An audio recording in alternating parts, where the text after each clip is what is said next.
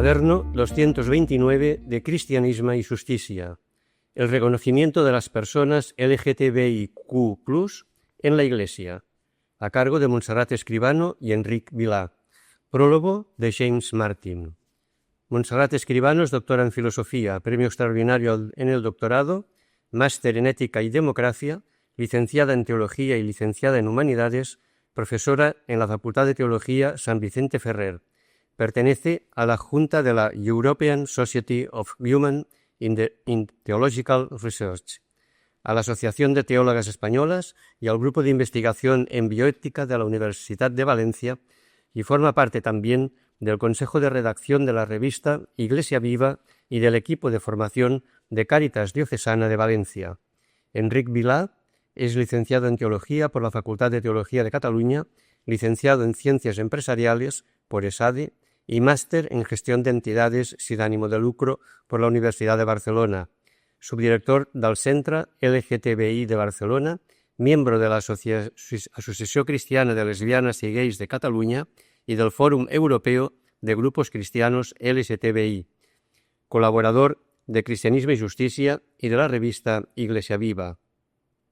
James Martin, jesuita, escritor y editor de la revista América. En 2017 el Papa Francisco le nombró consultor de la Secretaría de Comunicación del Vaticano. Su libro, Tender un puente, donde explica cómo la Iglesia Católica y la comunidad LGTBIQ+ pueden iniciar una relación de respeto, compasión y sensibilidad, suscitó un intenso debate dentro de la Iglesia. En el 2021 estrenó en el Festival de Cine de Tribeca, Nueva York, un documental sobre su ministerio LGTBIQ+, con el mismo título de Building a Bridge, Tender un puente. Introducción. El servicio pastoral de la Iglesia a los católicos LGTBIQ+, a cargo de James Martin, jesuita. ¿Por qué ha sido tan difícil para la Iglesia Católica acercarse a las personas LGTBIQ? ¿Por qué su retraso a propiciar este acercamiento y reconocimiento, a diferencia de la mayoría de organizaciones seculares e incluso de otras iglesias? ¿Y por qué la Iglesia es tan lenta a la hora de intentar ayudar y proteger a un grupo de personas que a menudo corre el riesgo de sufrir acoso, palizas y violencia? ¿Por qué es tan difícil para los católicos ver a las personas LGTBIQ como hijas amadas de Dios? Es cierto que esto no es extensible a todo el mundo. Algunas diócesis, parroquias y escuelas católicas promueven a las personas LGTBIQ para importantes ministerios donde las hacen sentirse bienvenidas, en la que, pese a todo, es también su Iglesia. Y a medida que más católicos se abren a su orientación sexual y se sienten menos avergonzados por la forma en que Dios los ha creado, más familias se ven implicadas. Y a medida que más familias se ven implicadas, más parroquias y escuelas también. Todo esto significa que crece el deseo de una mejor acogida. Otra pequeña pero importante influencia se ha producido en las familias de los obispos y sacerdotes, cuyas sobrinas y sobrinos, en comparación con hace unos años, son más propensos a salir del armario. Esto les permite a los obispos y sacerdotes, así como a los hermanos y hermanas de las órdenes religiosas, considerar a las personas LGTBIQ no simplemente como categorías o estereotipos o incluso como categorías teológicas que tienen una sexualidad objetivamente desordenada, sino como personas, como individuos, como miembros de una familia. Con estos pequeños pasos hacia una mayor comprensión y amor, la Iglesia avanza. Además, en los últimos años, el Papa Francisco ha dado algunos pequeños pasos, aunque significativos, con respecto a su propio acercamiento a las personas LGTBIQ en la Iglesia. En primer lugar, el Santo Padre ha nombrado a muchos cardenales, arzobispos y obispos que son más acogedores para los católicos LGTBIQ. En segundo lugar, el propio Francisco ha hablado con entusiasmo sobre la necesidad de acoger a las personas LGTBIQ en la Iglesia en varios lugares. De hecho, es el primer papa que utiliza la palabra gay públicamente. Por último, ha escrito cartas alentadoras a los católicos que atienden a los católicos LGTBIQ en todo el mundo, incluyéndome a mí. En conjunto, Los esfuerzos del Papa Francisco han permitido que las personas LGTBIQ sientan que la Iglesia es más un hogar para ellos. Pero todavía hay lugares en los que las personas LGTBIQ son objeto de las más severas críticas por parte de los líderes de la Iglesia, tanto del clero como de los laicos, quienes constantemente los tildan de pecadores. En algunos lugares se les hace sentir que no son bienvenidos en las parroquias, se les despide de sus puestos en instituciones católicas e incluso se les niegan los sacramentos. La etiqueta de pecador es especialmente ofensiva, ya que todos somos, de una manera u otra, pecadores. Ninguno de nosotros es perfecto. Todos pecamos y todos necesitamos el perdón y el arrepentimiento. Pero a ningún otro grupo lo tratan con tanto desprecio, incluso cuando sus vidas no son totalmente conformes con la enseñanza de la Iglesia. Por ejemplo, muchas parejas casadas utilizan hoy en día métodos anticonceptivos. Sin embargo, cuando imparto charlas a los matrimonios, nadie pregunta ¿por qué les habla a los pecadores? Asimismo, muchos estudiantes de colegios y universidades son sexualmente activos, lo que tampoco está en conformidad con la enseñanza de la Iglesia. Y sin embargo, de nuevo, cuando ofrezco charlas a estudiantes universitarios, nadie me dice ¿por qué hablas con pecadores? Solo la persona LGTBIQ es etiquetada como tal. Con casi todos los demás grupos, incluso cuando muchas personas del grupo no viven plenamente de acuerdo con las enseñanzas de la Iglesia, la gente las trata con respeto, asume que están siguiendo sus conciencias y las acoge en la Iglesia. ¿Por qué? Principalmente porque las conocemos. Conocemos a parejas casadas que pueden estar luchando con las enseñanzas sobre el control de la natalidad, pero que a su vez están usando sus conciencias lo mejor que pueden para tomar una decisión moral. Asimismo, conocemos a estudiantes universitarios y sabemos que hacen todo lo posible por vivir una vida moral. Conocemos a estas personas, las queremos y por eso confiamos en ellas. Los vemos en la complejidad de sus vidas, como nos vemos a nosotros mismos en la complejidad de las nuestras. No ocurre lo mismo con las personas LGTBIQ+, que a menudo siguen siendo desconocidas, misteriosas y otras para muchas personas de la Iglesia, incluidos muchos líderes eclesiásticos. No son individuos con conciencia que se esfuerzan por llevar una vida amorosa, sino estereotipos y categorías.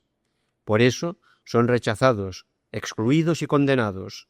La clave es la cultura del encuentro, que el Papa Francisco destaca a menudo, llegar a conocer a las personas como amigos en sus alegrías y esperanzas, y penas y angustias, como señala el Concilio Vaticano II en su hermoso documento Gaudium et Spes.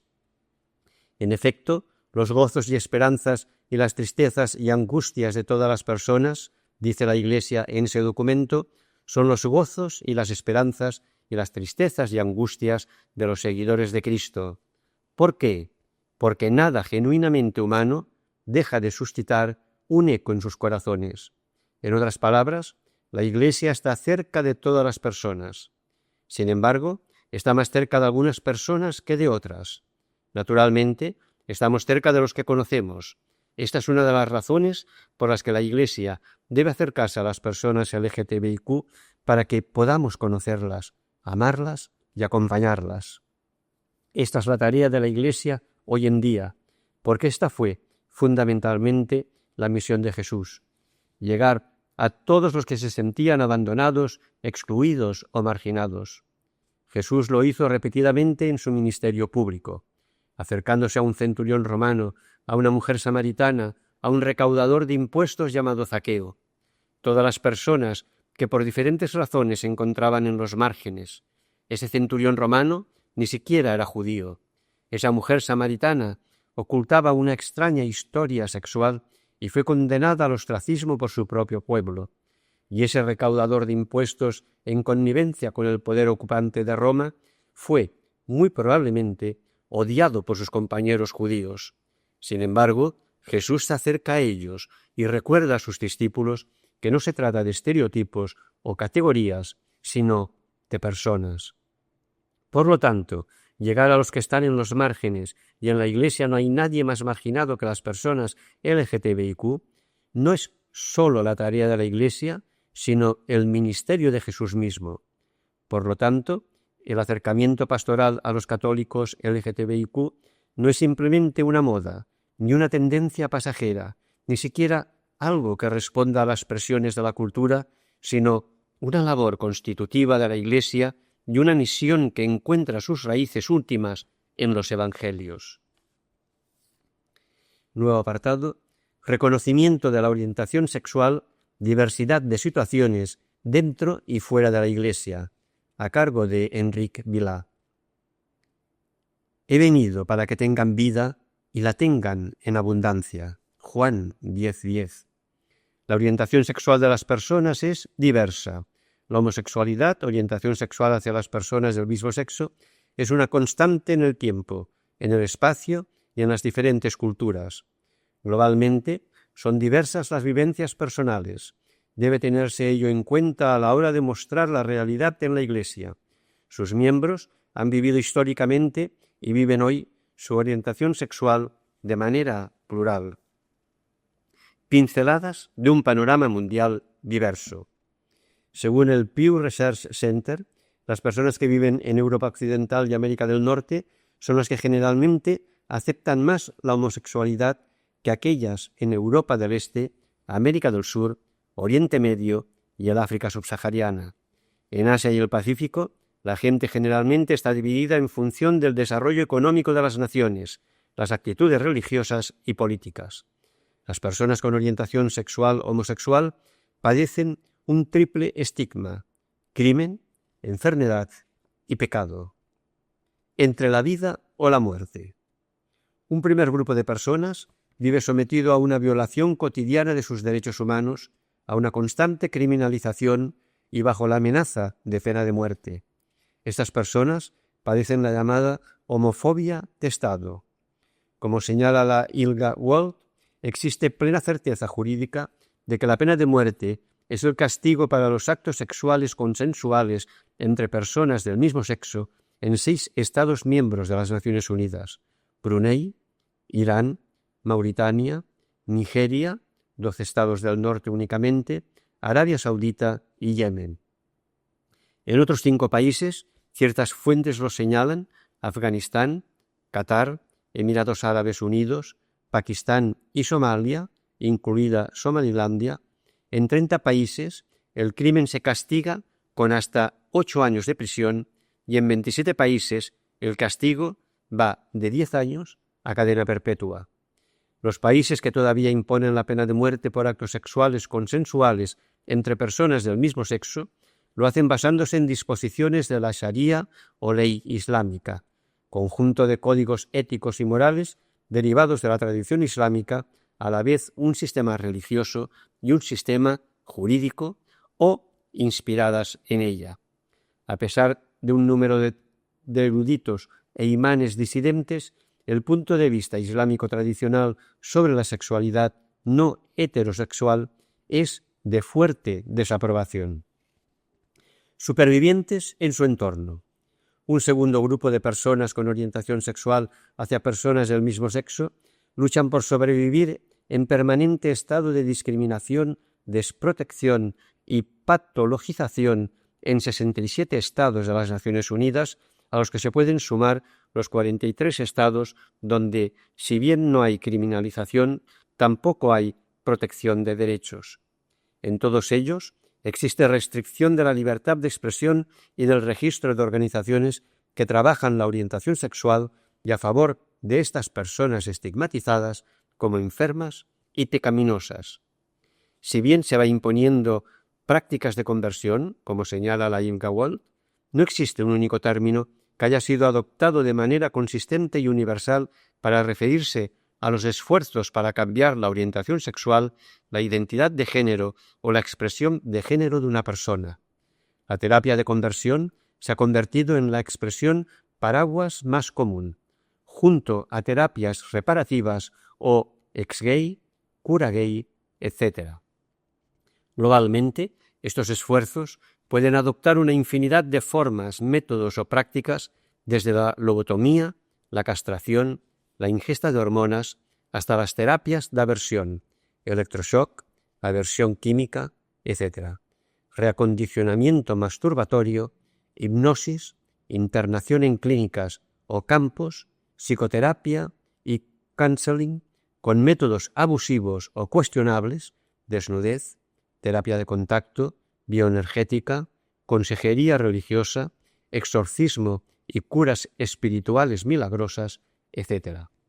Todas esas prácticas siguen sin estar condenadas por muchos estados ni confesiones religiosas globalmente, si bien grupos de supervivientes y organizaciones civiles, asociaciones profesionales y algunas instituciones religiosas se movilizan cada vez más para erradicarlas.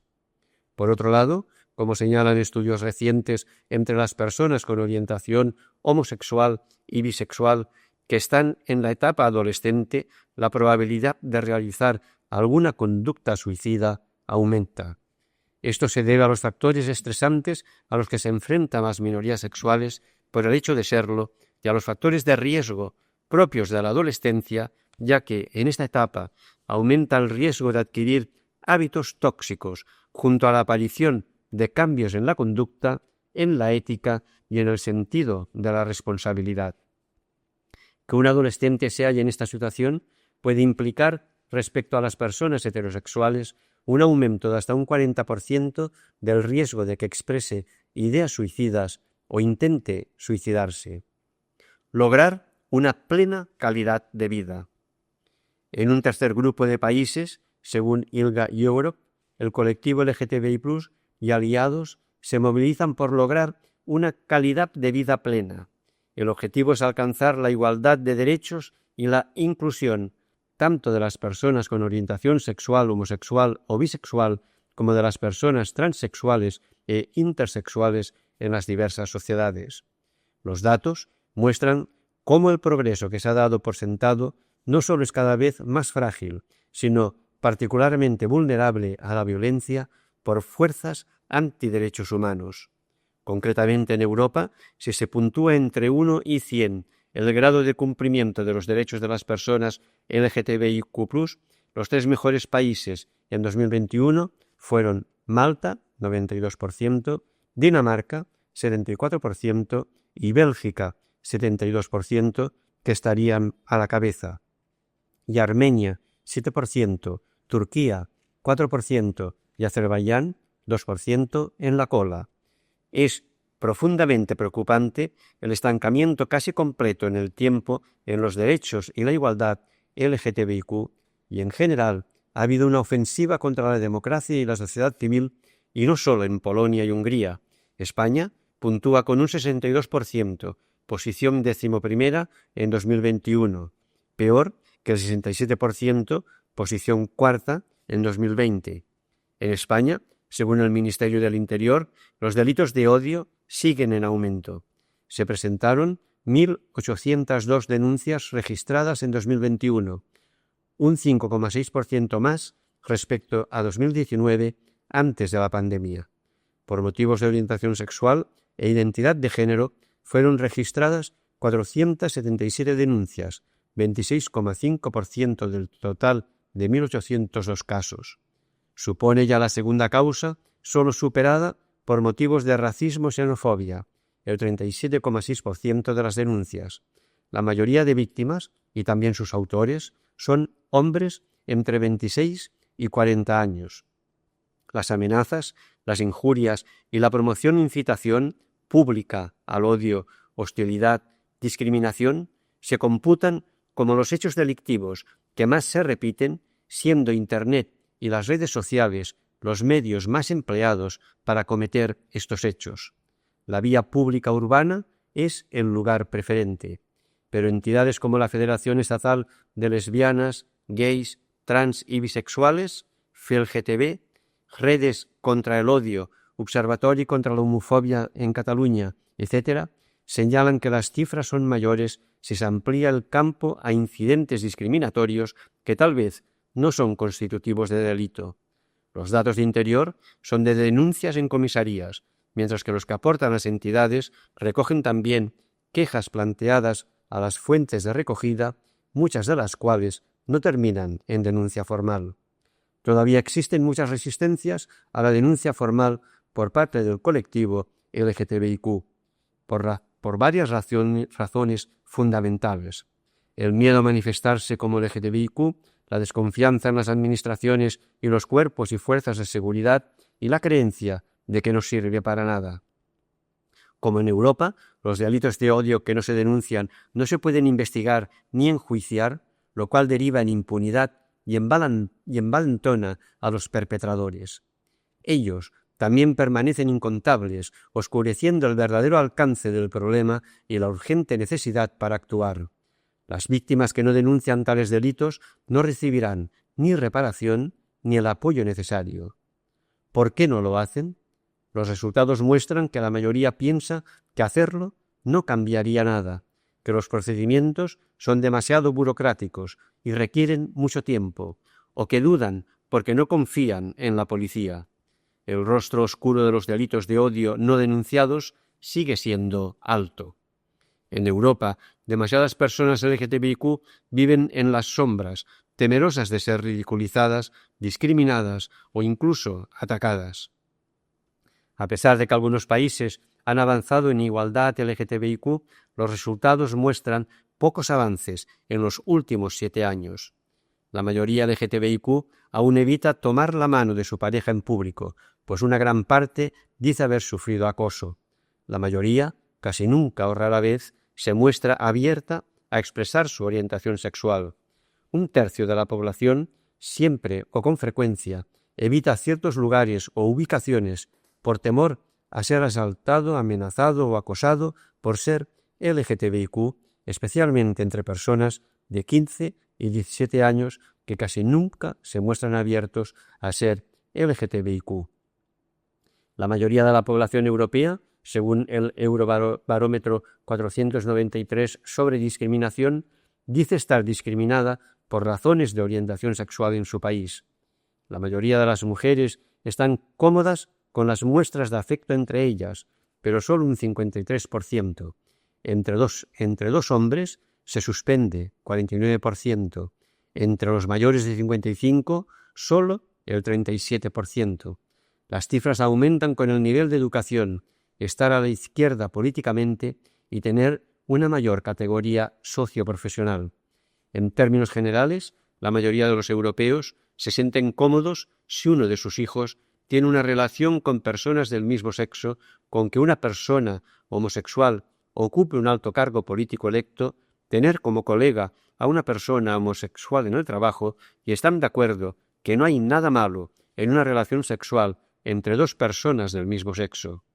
El 69% está a favor de los matrimonios entre personas del mismo sexo, pero el porcentaje baja si la persona está jubilada, es de derechas, si es persona religiosa o no tiene personas amigas homosexuales. En conclusión, globalmente, el colectivo LGTBIQ vive en condiciones que distan de una plena situación de justicia. No solo eso, en muchos países en los que se había conseguido cierto grado de reconocimiento y disminución de la discriminación, los derechos se hallan en los últimos años estancados y el camino hacia la plena igualdad sigue siendo muy largo. El presente post-COVID y las amenazas neoconservadoras o neofascistas ensombrecen el panorama social en el futuro próximo con el aumento de delitos de odio. Una Iglesia que suspende en reconocimiento. Como señala el Pew Research Center, la religión, tanto en la vida de las personas como en la afiliación religiosa, también desempeña un papel clave en la aceptación de la homosexualidad en muchas sociedades de todo el mundo. Aquellas personas que no están afiliadas a ninguna religión, a veces llamadas no religiosas, aquellas que se identifican como ateas, agnósticas o nada en particular, tienden a aceptar más la homosexualidad. Aunque las opiniones de personas no afiliadas a la religión varían ampliamente, en prácticamente todos los países encuestados, con un número suficiente de no afiliados encuestados, los noes aceptan más homosexualidad que los afiliados. En la Iglesia Católica, 3 serían los paradigmas, en términos de Kuhn: los modelos y etapas en las que puede organizarse la evolución histórica, por los que progresivamente la Iglesia, sus miembros de base, cristianas y cristianos LGTBIQ, movimientos diversos, diferentes instancias jerárquicas, etc., va evolucionando en su aceptación e inclusión de las personas LGTBIQ paradigmas del miedo, la misericordia y el reconocimiento. El paradigma del miedo. En un primer estadio eclesial, las interpretaciones literales de la Biblia generalmente se presentan como la principal fuente de evidencia de la condena de Dios a los sodomitas.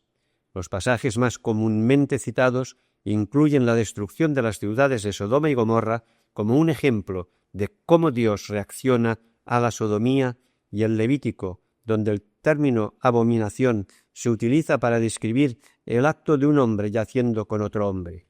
Homofobia, término utilizado por primera vez por el psicólogo George Weinberg en 1971, es la aversión hacia la homosexualidad o las personas homosexuales. Es la base de este primer paradigma donde persisten los tres estigmas mencionados: criminalidad, enfermedad y pecado nefando, del que no se puede hablar. Los sodomitas son objeto de especial represión histórica, con la Inquisición como instrumento principal y fuente del testimonio de herejes. Eclesialmente, no se asume con plenas consecuencias el dato científico de la Organización Mundial de la Salud, OMS, al eliminar la homosexualidad de la lista de enfermedades mentales el 17 de mayo de 1990, fecha 17M, que se celebra como el Día Internacional contra la Homofobia, la Lesbofobia, la Bifobia y la Transfobia. Ya el 15 de septiembre de 1973, la Asociación Americana de Psiquiatría, APA, por sus siglas en inglés, retiró a la homosexualidad el estatus de trastorno mental o psiquiátrico, y en 1987, con la edición del Manual Diagnóstico y Estadístico de los Trastornos Mentales, DSM-3R, la comunidad psiquiátrica en general no considera ya la homosexualidad como una alteración mental. El paradigma de la misericordia.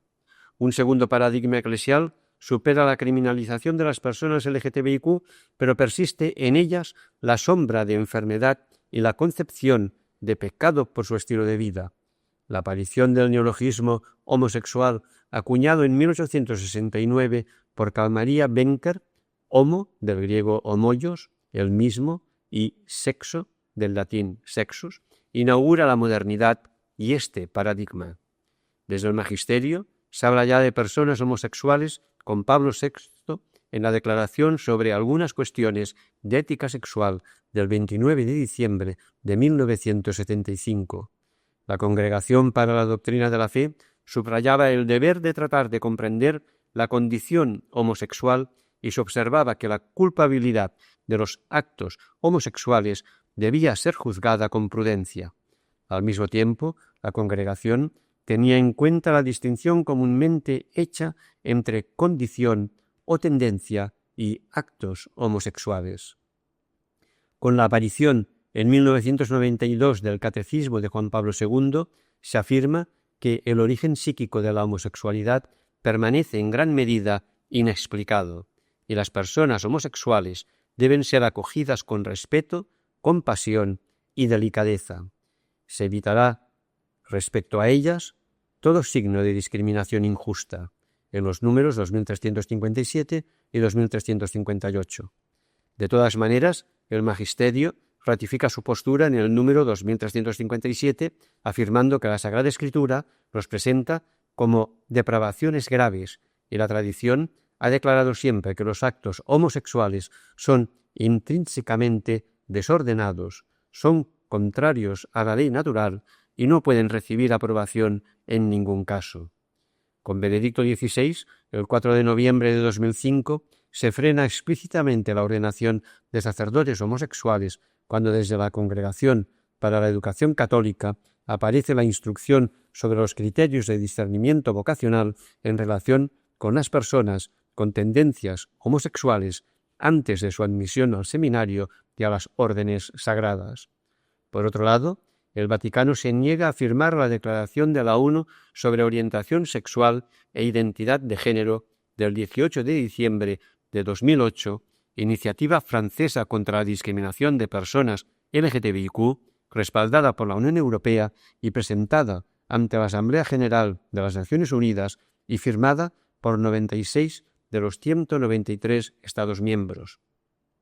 Como señalan los diversos informes sobre tendencias en derechos humanos, la Santa Sede desempeña un papel clave en la promoción de la agenda antiderechos en los foros internacionales de derechos humanos, junto con otros actores principales de la oposición como la Alliance Defending Freedom, ADF, el Congreso Mundial de las Familias, Family Watch International, World Youth Alliance, el Centro por la Familia y los Derechos Humanos, CEFAM, la Iglesia Ortodoxa Rusa y la Organización para la Cooperación Islámica, OIC, por sus siglas en inglés. El 15 de marzo del 2021, la Congregación para la Doctrina de la Fe se pronunció respecto a la consulta de si los sacerdotes podían bendecir la unión de parejas homosexuales, señalando que no son lícitas, puesto que Dios no puede bendecir el pecado. El Papa Francisco, por su parte, ha respaldado la protección civil de las parejas del mismo sexo. Frente a un magisterio con férrea defensa de la doctrina y tímidas muestras de movimientos en el mensaje, eclesialmente las personas LGTBIQ, desde hace décadas, salen de sus catacumbas y armarios, se organizan en redes y movimientos, son personas abiertamente activas en parroquias y deciden en conciencia. La realidad pastoral se caracteriza por una actitud de misericordia y considera que, si la castidad no es posible, la unión monógama podría tolerarse como un mal menor. El paradigma del reconocimiento. El paradigma del reconocimiento se inaugura con Francisco a partir de sus ya célebres palabras: si una persona es gay y busca al Señor y tiene buena voluntad, ¿quién soy yo para juzgarla? El problema no es tener esta tendencia, debemos ser hermanos. Es la primera vez que la palabra gay es mencionada por un papa. La inclusión de la diversidad de orientaciones sexuales, géneros y sexos en plena igualdad dentro de la Iglesia Católica es, sin embargo, un paradigma todavía por estrenar por la jerarquía.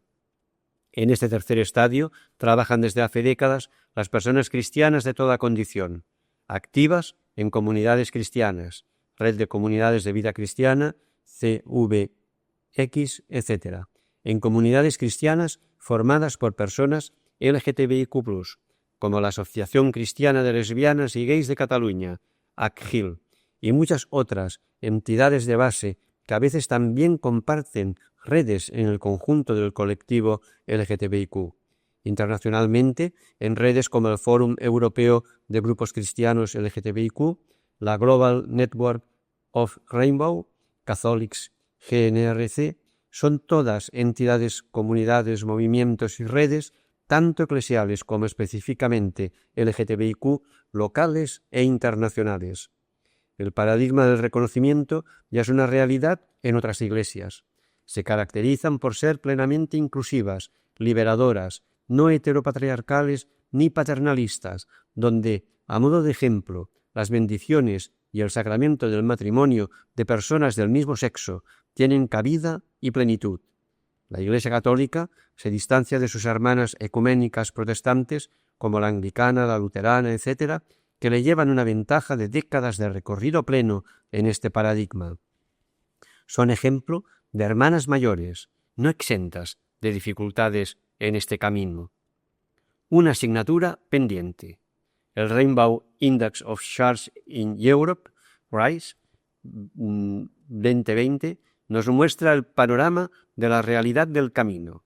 A través de 47 indicadores, 47 puntos en total, se ha medido por primera vez el índice de inclusividad LGTBIQ en el seno de las 46 confesiones cristianas analizadas en Europa, pertenecientes a las tres principales familias: la Iglesia Católica Romana, la Iglesia Ortodoxa y las iglesias protestantes.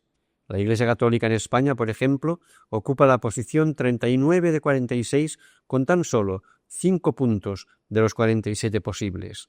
Las tres más inclusivas son la Metropolitan Community Charge en Finlandia, con 45,5 puntos, el máximo, seguida por la Iglesia de Suecia, 41,5 puntos, y la Iglesia Protestante de Suiza, 38,5 puntos. El informe presenta también el camino a seguir en un listado con 24 pasos positivos y realistas hacia una mayor inclusión para todas las iglesias, independientemente de sus características eclesiásticas o identidades nacionales. Estos pasos van desde la afirmación por parte de las iglesias de la dignidad humana incondicional e inalienable de todas las personas como hijos de Dios, hasta el apoyo explícito a las parejas LGTBIQ cuando adoptan y crían criaturas, pasando por permitir abiertamente la admisión de personas LGTBIQ en el seminario, la Facultad de Teología o el matrimonio, involucrar a las personas LGTBIQ en la formulación de políticas de igualdad y no discriminación, etc.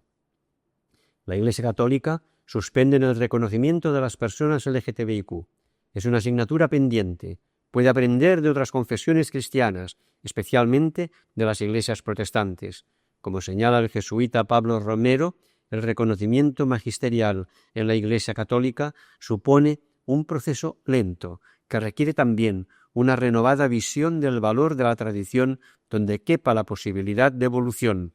La verdad nos ha sido revelada, pero seguimos buscando, y más cuando una parte importante de la comunidad eclesial sigue resistiéndose a este reconocimiento.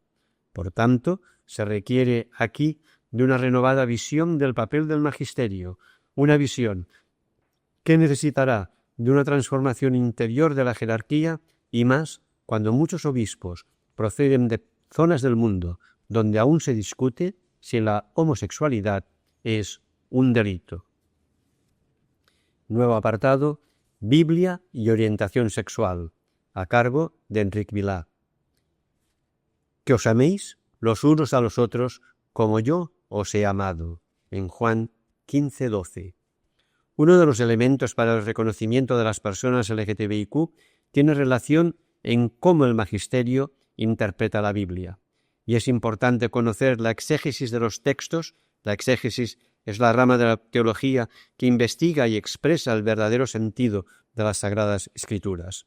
En esta línea se sitúa la iniciativa del Papa Francisco de confiar a la Pontificia Comisión Bíblica, PCB, el mandato de preparar un documento sobre antropología bíblica como base autorizada para desarrollar las disciplinas filosóficas y teológicas. Este documento de 2019 también aborda la homosexualidad y se afirma que no encuentra en las tradiciones narrativas de la Biblia indicaciones relativas a prácticas homosexuales ni como comportamientos que haya que condenar, ni como actitudes toleradas o acogidas favorablemente.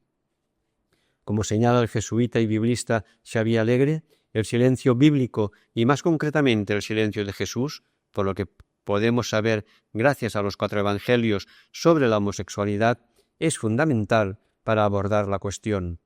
Todo texto se tiene que leer dentro de su contexto literario, sociológico y cultural, en el cual ha estado formulado e incorporado en la Biblia, y sobre todo teniendo en cuenta que el concepto de homosexual aparecido en el siglo XIX no existía como lo conocemos hoy.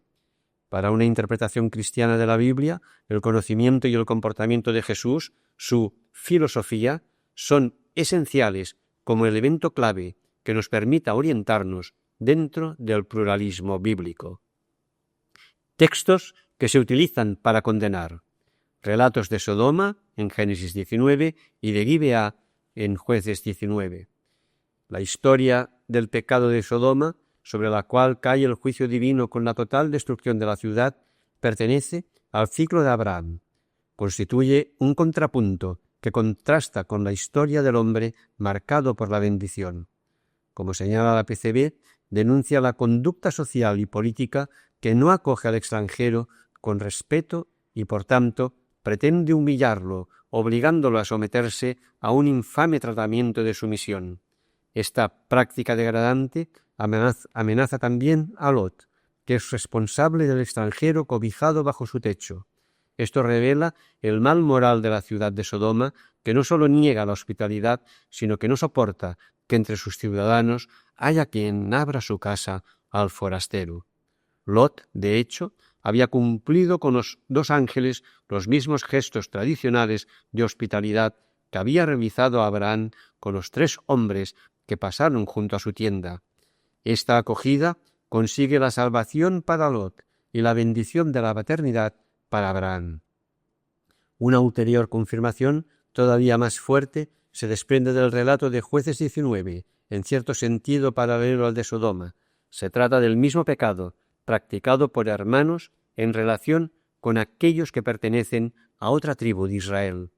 El protagonista de la narración, un levita de Efraín que llega a Gibeá de Benjamín con su concubina, es recibido por un anciano que realiza los mismos gestos que Abraham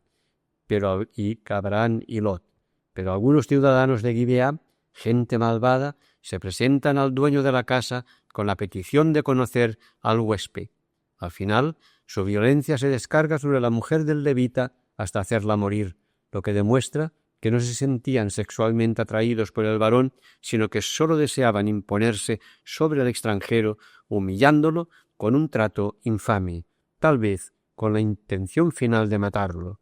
En conclusión, el relato de la ciudad de Sodoma, así como el de Gibeá, ilustra un pecado que consiste en la falta de hospitalidad con hostilidad y violencia hacia el forastero, un comportamiento juzgado como muy grave y que por consiguiente merece ser sancionado con la máxima severidad, porque el rechazo del que es diferente, del extranjero necesitado e indefenso, es un principio de disgregación social que encierra en sí mismo una violencia mortífera merecedora de un castigo adecuado. Entonces, ¿cuándo se originó una interpretación diferente? Fue a partir del segundo siglo de la era cristiana cuando se fue imponiendo esta interpretación. La ciudad de Sodoma es denunciada por una práctica sexual vergonzosa llamada sodomía, que consiste en mantener una relación erótica con personas del mismo sexo. Esto parecía tener a primera vista un claro apoyo en el relato bíblico. En Génesis 19 se nos cuenta que 2 ángeles, acogidos por la noche en la casa de Lot, son asediados por los hombres de Sodoma, jóvenes y viejos, todo el pueblo al completo, con la intención de abusar sexualmente de estos forasteros. El verbo hebreo utilizado es conocer, yadá, un eufemismo para indicar las relaciones sexuales, como lo confirma la propuesta de Lot, quien, para proteger a los huéspedes, está dispuesto a sacrificar a sus 2 hijas que no han conocido varón. La sodomía, cuya inspiración viene de una interpretación exegética incorrecta del pasaje de Sodoma, se ha utilizado secularmente para condenar a las personas LGTBIQ por su supuesto pecado nefando que no se puede ni nombrar. El Levítico, código de santidad, Levítico 18:22 y Levítico 20:13. Como señala la PCB, en el Levítico encontramos una lista detallada de prohibiciones y en Levítico 22 se prescribe que no te acostarás con varón como con mujer, es una abominación, toevá.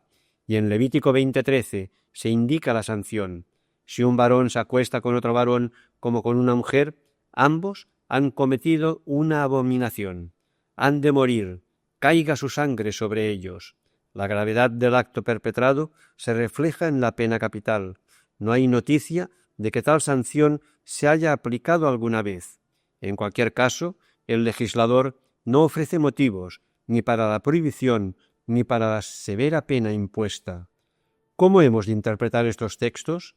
Xavier Alegre señala que, evidentemente, no al pie de la letra, como tampoco leemos al pie de la letra en el mismo contexto lo que recomienda Levítico 19:27. No cortaréis en forma circular los extremos de vuestra cabellera, ni dañaréis los bordes de vuestra barba. Estos textos se encuentran en la llamada Ley de Santidad. Estas leyes querían preservar el pueblo de la idolatría, de manera que mantuvieran su identidad religioso-cultural que se encuentra amenazada, sobre todo después del exilio de Babilonia, y inicialmente formarían parte tal vez de los tabús propios de una sociedad tribal nómada. Más tarde, en una etapa ulterior del judaísmo que no ha quedado canonizada en el Antiguo Testamento, la prohibición de estos actos entre hombres varones, no se dice nada de las mujeres, sería racionalizada y puesta en relación con los cultos extranjeros. La prostitución cultural masculina era frecuente en el entorno de Israel, por ejemplo, en Ugarit. No sería, entre comillas, natural, iría contra Dios o contra la obligación de procrear, una obligación que es muy importante para un pueblo que a menudo ha sido vencido por pueblos más importantes y numerosos de su entorno. Para los especialistas bíblicos actuales no queda claro, por un lado, si en el Antiguo Testamento los actos descritos están prohibidos por sí mismos o bien por su relación con la prostitución cultural. Por otro lado, sorprende que la prohibición no se fundamente con argumentos y en ningún caso se establezca ninguna relación con el orden de la creación para justificar la prohibición. Finalmente, no parece que el Antiguo Testamento, a diferencia de lo que consta en otros textos, por ejemplo los griegos, nunca haga ningún tipo de reflexión profunda. Por eso, se puede concluir que el Antiguo Testamento no permite deducir ningún principio general sobre la prohibición o no de la homosexualidad tal y como la conocemos hoy. Romanos 1, 24 a 27. Como señala la PCB, hay una sección inicial de la Carta a los Romanos dedicada a mostrar la culpa universal de los seres humanos objeto de la ira divina, que sirve para demostrar que todos tienen necesidad de la justificación en Cristo. Pablo presenta un discurso de carácter general en el que aparece la cuestión con algunas consideraciones que nos permiten ver cómo el comportamiento homosexual era comprendido y valorado en la primera comunidad cristiana. La reflexión del apóstol es introducida por una consideración global sobre la impiedad y la injusticia y sobre la verdad sofocada por la injusticia. Textualmente, en Romanos 1, 26-27 se dice: «Por eso Dios los ha dejado a merced de pasiones vergonzosas. Las mujeres cambiaron el uso natural del sexo por un uso contra natura. Del mismo modo, los hombres, dejando la relación natural con la mujer, se encendieron de pasión los unos con otros, cometiendo hechos vergonzosos hombres con hombres. Realmente han recibido la recompensa que merecía su error». ¿Cómo hay que interpretar este texto? Como señala Xavier Alegre, la Carta a los Romanos es un escrito programático de Pablo. Se la considera incluso su testamento teológico. La pecaminosidad universal es lo que Pablo intenta probar en el fragmento de la carta que va desde 1.18 hasta 3.30. Y lo hace utilizando un procedimiento retórico de la época, la diatriba, una especie de diálogo ficticio con un interlocutor supuesto que en esta carta sería un interlocutor judío. Quiere interpretar a sus interlocutores judeopaganos, pues tiene la impresión de que son demasiado creídos y convencidos de su propia santidad y por tanto no se dan cuenta de su propio pecado y su necesidad de salvación por la fe en Cristo. Se propone ayudar a los judíos que son tan pecadores como los mismos paganos. Para conseguirlo, se sirve aquí de los prejuicios judíos contra los paganos que él anticipa en 1.18 y después desarrolla en 1.19-32, y lo hace abonándose a la imagen que los judíos tienen de los paganos. Subraya que su impiedad, su idolatría, los lleva a pervertir el orden creado y su injusticia, que es la consecuencia de sus pasiones desordenadas, los ha llevado a una vida sexual aberrante. La lista de vicios paganos que recoge es de origen estoico e incluye, entre otros, la crítica a la homosexualidad en Romanos 1.27. En cualquier caso, Pablo parece criticar aquí no tanto que sea una inclinación natural biológica del varón, en ningún lugar de su obra parece conocer esta posibilidad y, por otra parte, bien conocida del helenismo, sino en tanto que es una pasión desordenada y pecaminosa. Como tal, evidentemente, sería entonces condenable, pero no es esta la visión que hoy se tiene de las inclinaciones homosexuales de las personas LGTBIQ. Así pues, se puede concluir que Pablo ni tan solo reflexiona explícitamente sobre la cuestión del amor homoerótico y, por tanto, no da una respuesta adecuada, ni positiva ni negativa, sobre las relaciones gays o lesbianas. Primera de Corintios 6, 9 a 10 y Primera Timoteo 1, 9, 10. Para Xavier Alegre, los textos 1 Corintios 6, 9, 10 y 1 Timoteo 1, 9, 10, a diferencia del texto anterior, no son tan claros y los especialistas no siempre se ponen de acuerdo sobre su significado. Los tres textos están relacionados, eso sí, con las comunidades paulinas que estaban influenciadas, sin duda, por la reflexión judía anti-helenista. El primer problema que se plantea en 1 Corintios 6, 9, 10 son las palabras que la Biblia, en este caso la Biblia Catalana Interconfesional, BCI, traduce como pervertidos, malakoi, y tienen relaciones con otros hombres, arsenokoitai.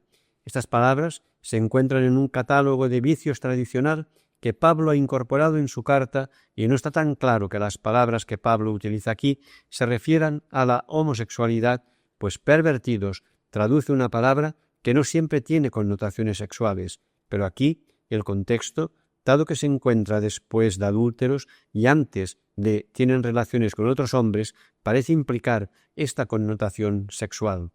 La segunda palabra es un neologismo que aparece por primera vez precisamente en 1 Corintios 6, 9. Es una palabra compuesta que podría haberse inspirado en textos como Levítico 18, 22 en la traducción de la Biblia Septuaginta. Si en la lista las dos palabras forman una unidad, como parece, Pablo no se refería aquí entonces a las relaciones homosexuales en general, sino más bien a aquellas en que podía haber un abuso o violación. No reflexiona sobre las relaciones entre dos personas libres y responsables. Escrito por un discípulo de Pablo, 1 Timoteo 1, 9, 10, tampoco es muy claro.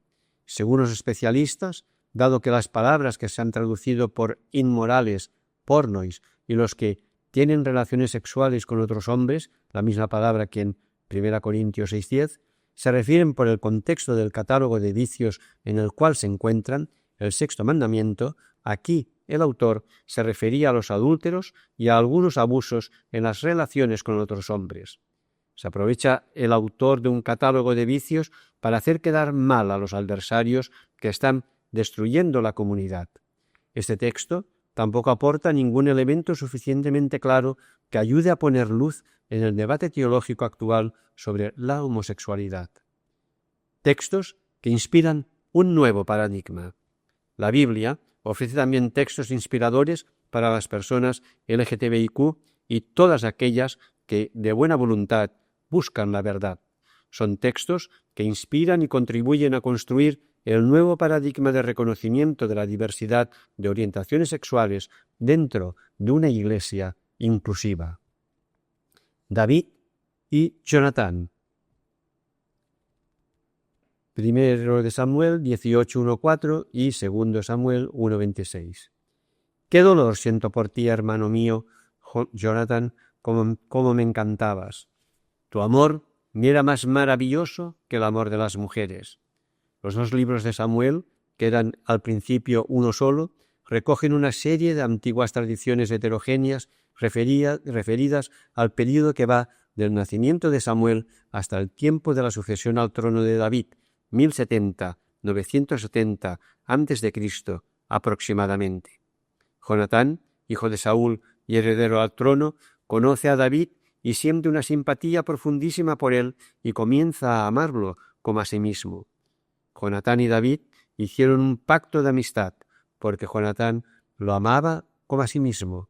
Se sacó su propio manto y se lo regaló a David, así como la armadura, la espada, el arco y el cinturón.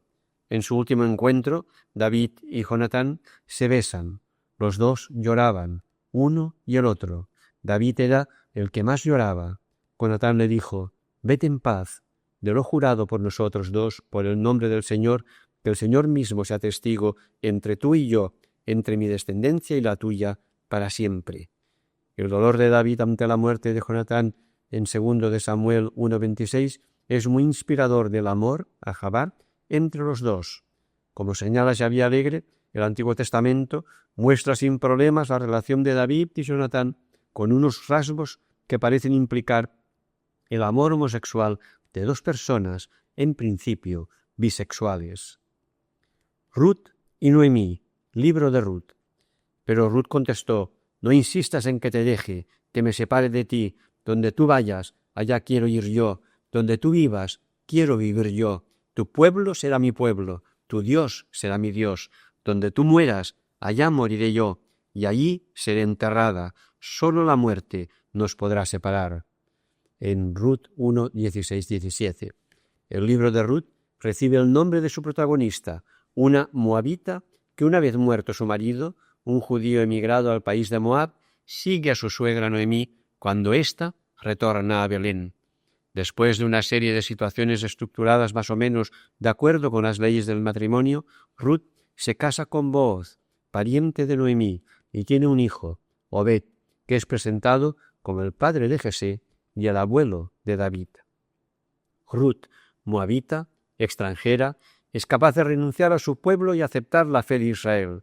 El afecto y la estrecha relación de confianza entre Ruth y Noemí en una sociedad patriarcal y en una actitud de apertura hacia los pueblos no judíos hacen de esta historia una fuente de inspiración para todo tipo de mujeres unidas sin que importe la edad, la nacionalidad o la religión.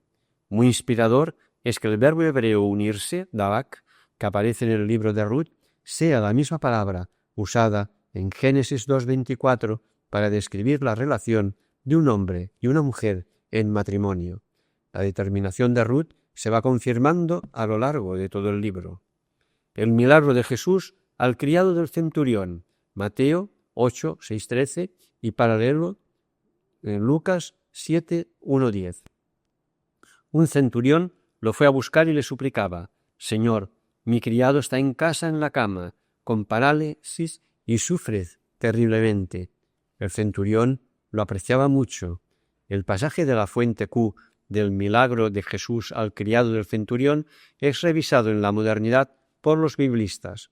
El muchacho, pais, en Mateo, Lucas o criado, doulos en Lucas, era apreciado, valioso, en Timos, en este último evangelio. ¿Cómo es esto posible para un oficial romano pagano que vive en Cafarnaún? Diversos especialistas señalan que, de acuerdo con las investigaciones históricas, todos saben que estos oficiales paganos tienen relaciones entre hombres, tienen esclavos sexuales. Sus criados son sus amantes. Pero a Jesús no le interesa nada todo esto. No pregunta ni siquiera al centurión qué tipo de chico era. Locura.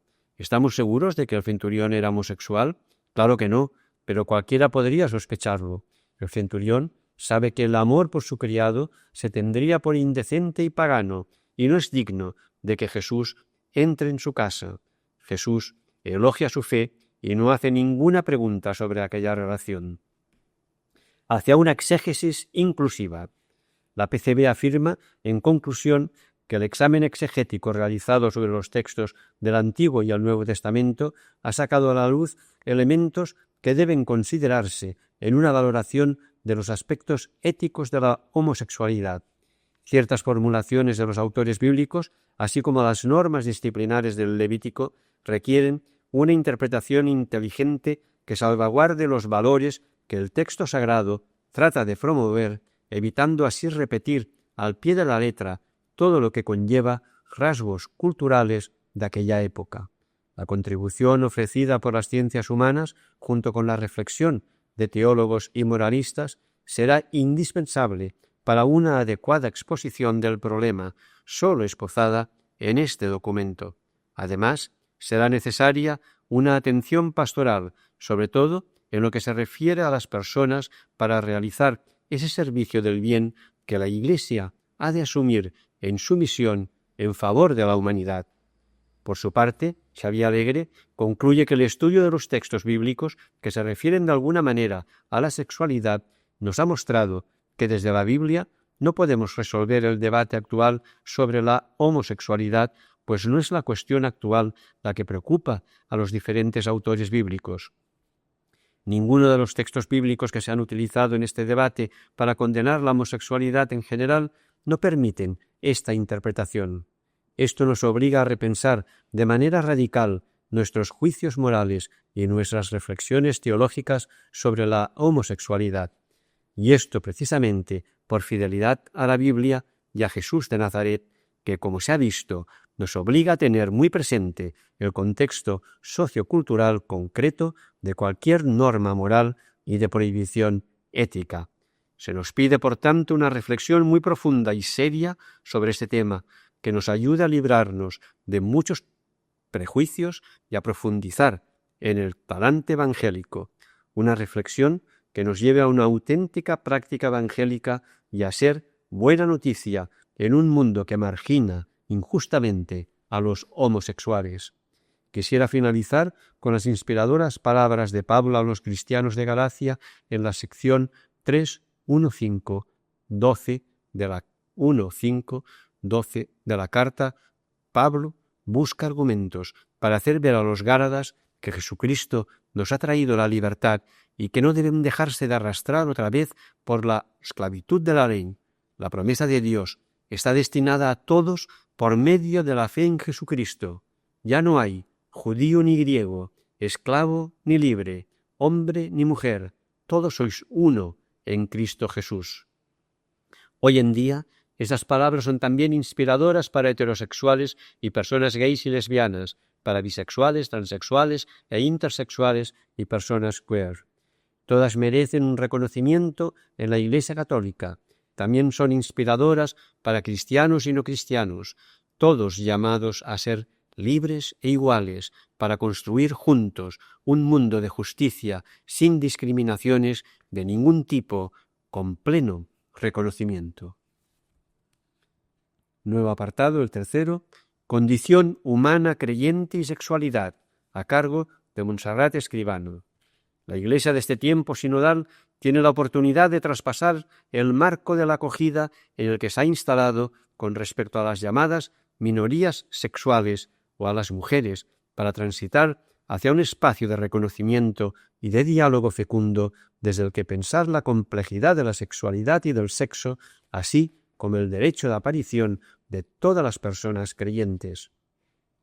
Según la última encíclica del Papa Francisco, en un apartado que titula Sin fronteras, dice que si alguien cree que solo se trataba de hacer funcionar mejor lo que ya hacíamos, o que el único mensaje es que debemos mejorar los sistemas y las reglas ya existentes, está negando la realidad.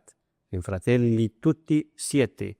Ahora que empezamos a transitar desde un shock pandémico hacia un mundo distinto, nos preguntamos por cuál es la realidad a la que se refiere el pontífice y qué otro sentido podemos darle como creyentes para no negarla.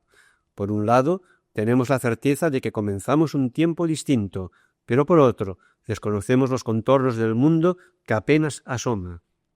Así que saber en qué consiste la realidad y cómo situarnos en ella resulta una tarea compleja. Sin embargo, la experiencia creyente y la dinámica de la fe afirman que la esperanza es un don que agrieta la realidad y permite entrever circunstancias diferentes que antes no existían. La esperanza anuncia lo que aún no existe. En esta reflexión queremos apelar a ese don capaz de orientarnos en medio de una realidad incierta. Recurrimos también a la dinámica de la gracia que transforma nuestros marcos comprensivos y actúa en nosotros y en la Iglesia, invitándonos a la conversión personal y a la reforma del cuerpo eclesial. Ambas, don y gracia, cuando acontecen, señalan posibilidades y abren espacios de pensamiento anteriormente improbables en nuestra tradición. En estos momentos son cauces necesarios para no negar la realidad con respecto a la sexualidad, al reconocimiento pleno de las mujeres y a sus derechos como creyentes, alcanzando así el consensus fidelium. Sexualidad, libertad y dignidad. La realidad actual, marcada por estos años de pandemia, ha agudizado de modo drástico las pobrezas materiales ya existentes pero también ha dejado al descubierto las frágiles costuras de la dignidad donde se entreteje lo existencial y lo creyente. Estas costuras son múltiples y actúan al mismo tiempo modelando nuestras existencias personales, culturales y eclesiales. La sexualidad y los modos de relación íntimos o familiares son elementos necesarios de esas realidades y ahora aparecen todavía más expuestos entre esos pliegues ya debilitados. Su importancia radica en que tanto la dignidad como la sexualidad atraviesan por completo la vida humana y la temporalidad de la existencia, de ahí que no puedan quedar al margen de la reflexión creyente cuando nos referimos a la libertad, a la autonomía y a la protección de los derechos humanos. La fe en la creación humana, a imagen y semejanza del Dios amor, se comprende también como sexuada y, por lo tanto, como fuente de gozos y de dolores. Además, en nuestros días, la sexualidad y las relaciones íntimas son un asunto ineludible. Según Eva Iluz y Dana Kaplan, constituyen una serie de ideas, una matriz de valores y un marco cultural que va acompañado de unas prácticas que ejercen un poderoso impacto sobre las relaciones y las instituciones. Incluso, como estas sociólogas afirman, la sexualidad y la libertad sexual se han convertido en un principio fundamental de la sociedad occidental moderna, capaz de condensar el valor y la práctica de la libertad, o, más exactamente, de la libertad personal. En nuestra cultura, el sexo y la sexualidad son atributos de la persona, fuentes identitarias que caminan de la mano, o al menos sería deseable que lo hicieran, de la igualdad y de la dignidad humana. Por otro lado, aunque la vida sexual ya no dependa como antaño de las instituciones tradicionales de control, tales como la familia o las iglesias, la experiencia de la salvación y de la vida de la gracia para las personas creyentes discurre aún a través de su sexualidad, se exprese ésta de la manera en que lo haga. De ahí que una de las cuestiones a las que deberíamos atender es la siguiente: ¿quiénes y de qué modo se está legitimando la sexualidad de las personas creyentes? Así, para buscar respuestas adecuadas, debemos considerar estas realidades, sus comportamientos, modos de aparición y de representación cultural desde la responsabilidad y la hondura de la conciencia. Muchas personas debemos lidiar continuamente con sesgos y prejuicios implícitos que disminuyen nuestra credibilidad eclesial. Los estereotipos actúan teniendo consecuencias peligrosas en la vida cotidiana, como la pérdida de oportunidades laborales, el silenciamiento, la negación de la participación sacramental plena o la exclusión de la comunidad creyente. Debemos buscar un marco teológico, más allá de la buena voluntad expresada en términos de acogida o de acompañamiento pastoral, donde la libertad, la igualdad y la justicia sean preservadas por el magisterio, el derecho eclesiástico y las instituciones eclesiales. No negar la realidad.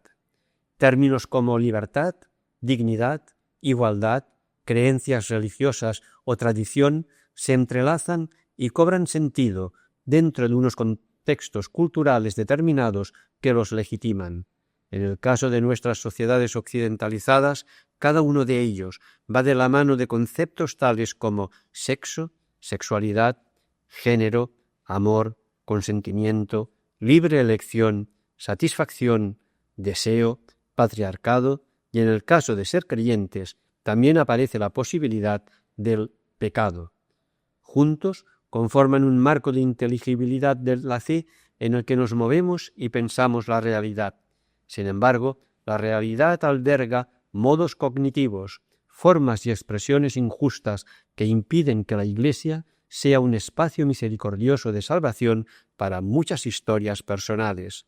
La inteligibilidad de la fe describe una larga trayectoria de comprensiones poco acertadas acerca de la sexualidad que, como señala Javier Gaffo, han sido consensuadas y legitimadas por la tradición y el magisterio y no pueden continuar siendo desdeñadas.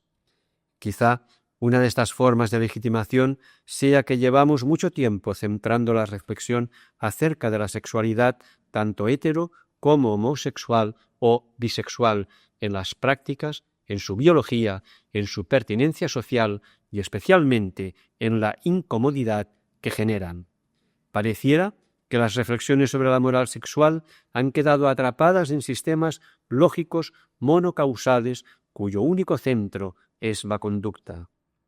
Desde este prisma se han elaborado a lo largo de la historia eclesial la mayor parte de los discursos, imaginaciones lingüísticas y elementos simbólicos con los que se estipularon las relaciones sexuales adecuadas, distinguiéndolas de aquellas otras inaceptables. La tradición dogmática y el magisterio han ido almacenando en su interior significados con los que han nombrado, clasificado y sancionado la sexualidad y el sexo, dando paso así a una moral católica condensada en un articulado del derecho canónico. Este modo normativo de distinguir, clasificar y definir, compartido también más allá del ámbito eclesial, ha creado representaciones y metáforas culturales con las que se han elaborado las ideas de la masculinidad, de la feminidad, de la heterosexualidad y de la homosexualidad. Cada una de ellas tiene una genealogía y una historia eclesial donde han ido creciendo. Además, en todas ellas subyace una idea común de universalidad, término que pivota alrededor de la comprensión de qué es lo humano y especialmente de aquello que no lo es. Es decir, la idea normativa de universalidad coincide con la idea que tenemos tradicionalmente de varón. De esta última llama la atención que siempre haya sido una idea elaborada por oposición. Así, varón es aquello que no es mujer, que no es naturaleza, que no es homosexual o que no es negro, lista que podría alargarse todavía más. La cuestión entonces es la siguiente: ¿qué es el resto que no es varón? De ser esto cierto, el ejercicio de nombrar la realidad con valor universal podría haber sido una práctica propia de quienes han detentado el poder y dominado el lenguaje eclesial. Esta responsabilidad les permitió legitimar, definir y acotar aquello que debía nombrarse, lo que podía aparecer en el espacio institucional y sagrado, y en definitiva, lo que debía ser amado y salvado. Fronterizar lo espiritual. Al mismo tiempo, sabemos que la Iglesia, como personas convocadas por el Dios Trinitario, hemos sido también llamadas a la catolicidad, de ahí que la santidad que la habita resida en su posibilidad sacramental. Esta dimensión sacramental de la catolicidad contrasta, pues, con la idea de universalidad que permanece en su interior y que da pie a una visión homogeneizada del sexo y de la moral sexual. De este modo, una de las mayores cuestiones aún no resueltas es que la idea de universalidad y de cómo definir al ser humano ha sido formulada a partir de la idea mitologizada de un varón blanco, heterosexual, capaz de mostrar una conducta adecuada.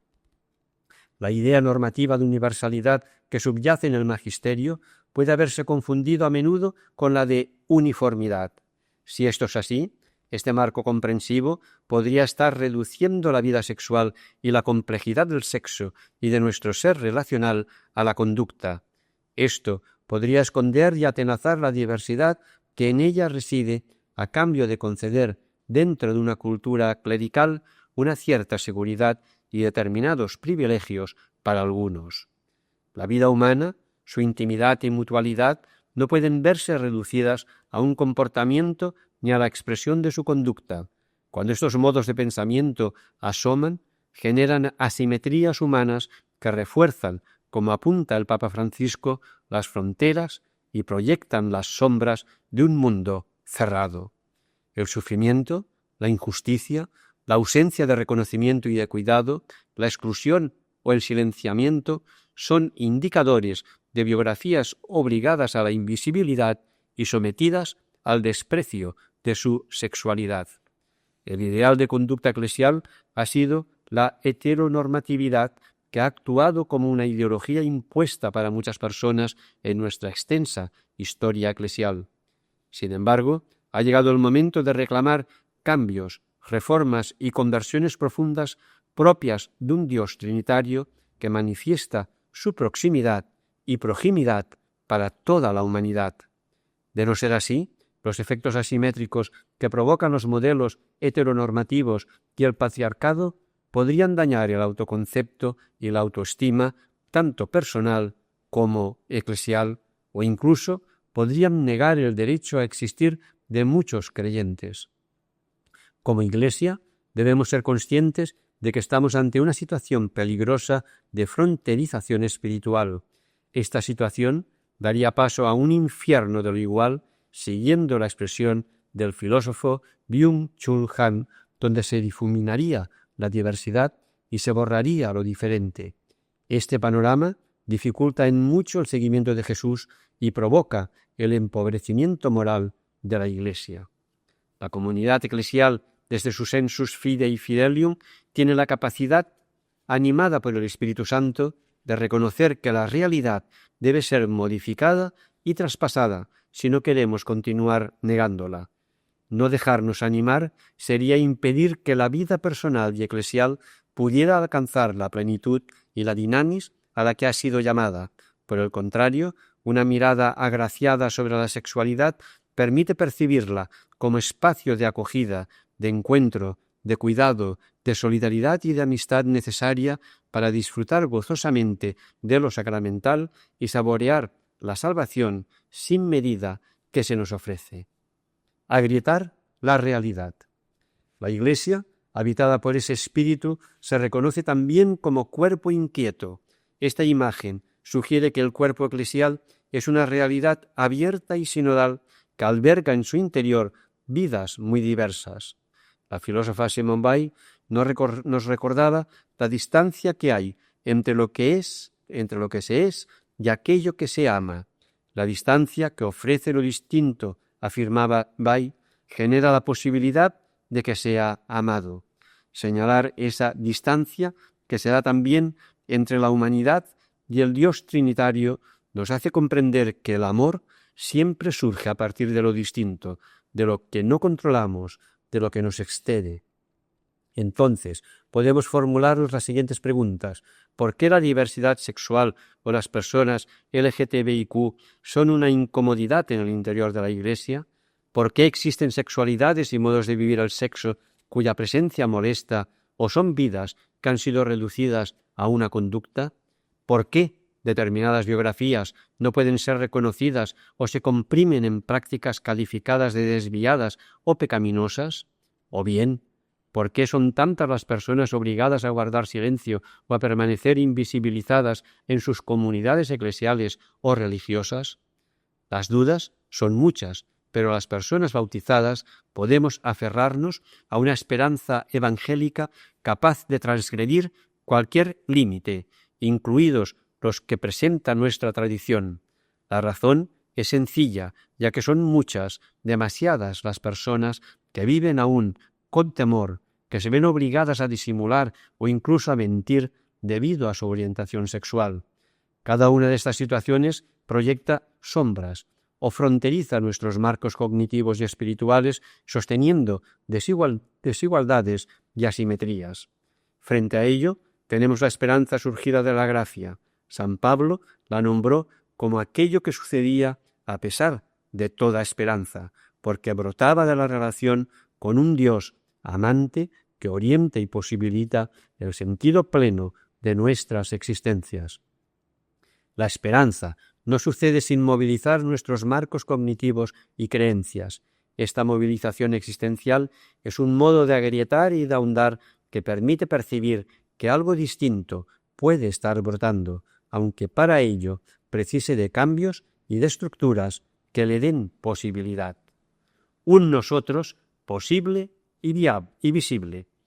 En estos momentos en que la realidad viene mezclada con la incertidumbre, el miedo y la desgracia, discurre también en paralelo con la posibilidad de encontrarnos con esa esperanza audaz, capaz de ensanchar la vida, toda vida.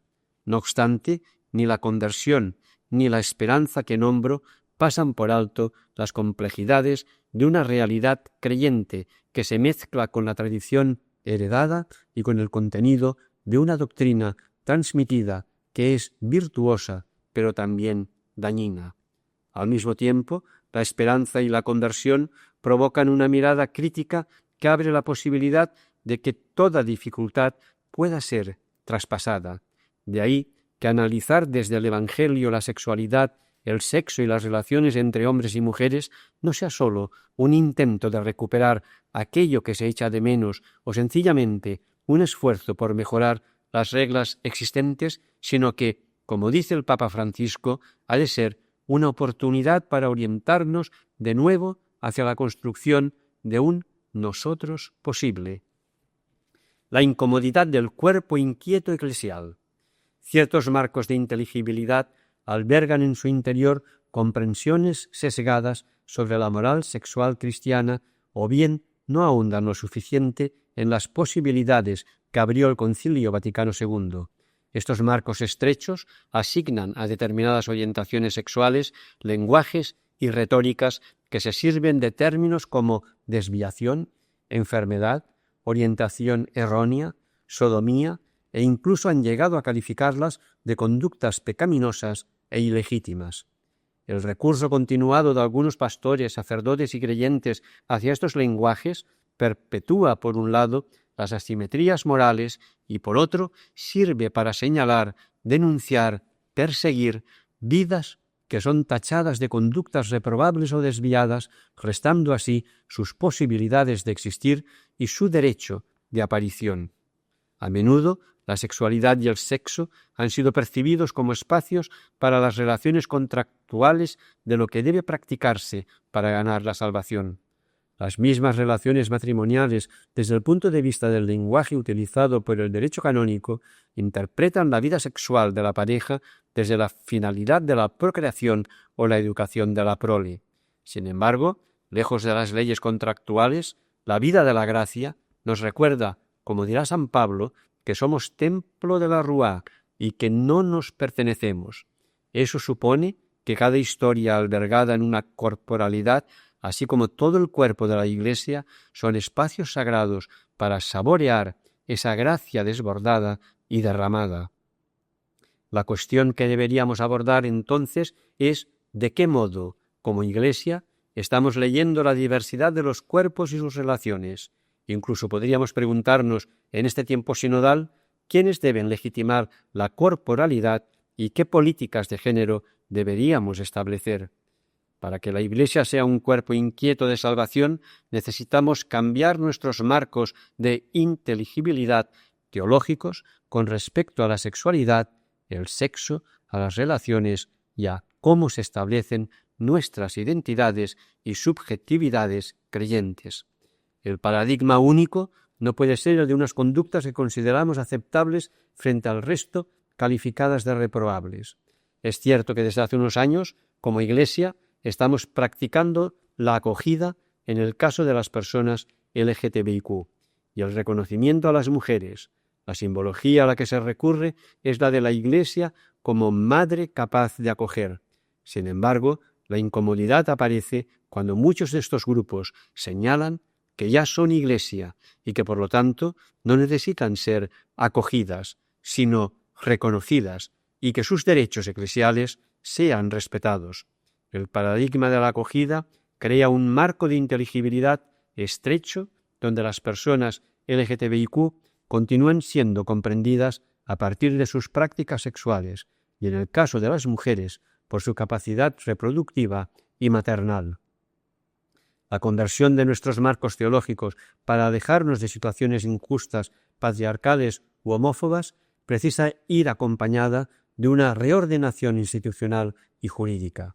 Recurrir a la Iglesia Madre no libra de reconocer los derechos subjetivos de cada persona bautizada ni de acompañarlas de un sistema de garantías que asegure la dignidad y sus derechos fundamentales. La imagen de una Iglesia que acoge no debe olvidar que está siempre en camino porque sueña, junto al Dios Trinitario, con la superación de cualquier daño, abuso, silenciamiento o violencia. Sin embargo, a pesar del dinamismo que habita la Iglesia, Parte de nuestra lógica creyente está arraigada aún a claves de pureza y sacrificio. La imagen de la Iglesia semejante a una madre que acoge y perdona no es aceptable mientras las personas homosexuales experimenten que la discriminación padecida y los estereotipos patriarcales las convierten en seres apátridas. Es decir, trasladando esta idea política de Hannah Arendt, son muchas las creyentes que se sienten sin la posibilidad de una vinculación eclesial plena. La sexualidad y el sexo deben ampliar sus marcos creyentes para poder dar cabida a la corporalidad de las mujeres que exceden mucho su posibilidad de ser madre o esposa. Sus cuerpos, su expresión sexual, ha sido un espacio para el abuso y la violencia. De ahí que la bella imagen de la Iglesia como madre y esposa sea hoy un signo contestado que necesite ser resignificado con urgencia. Como he mencionado, la esperanza cristiana es provocativa y a menudo brota de lo incómodo, del dolor, de la rabia. La presencia de lo embarazoso actúa en la Iglesia a modo de candil evangélico y, según Lucas, nadie enciende un candil para tenerlo escondido, sino que se coloca en el candelero para que los que entran vean la luz. Si la idea de Iglesia Madre recuerda quién tiene el poder y toma las decisiones, la imagen del candil señala que es una realidad presente, sencilla, pero que contiene el potencial de iluminar al resto. La totalidad de la sexualidad, del sexo o de las relaciones familiares necesitan ser contextualizadas y confrontadas dentro de un proceso de promoción humana integral. Ahora, la realidad de las mujeres o de las personas LGTBIQ+ son luz que alumbra. Hágase. Hasta aquí el cuaderno 229 de Cristianisme y Justicia.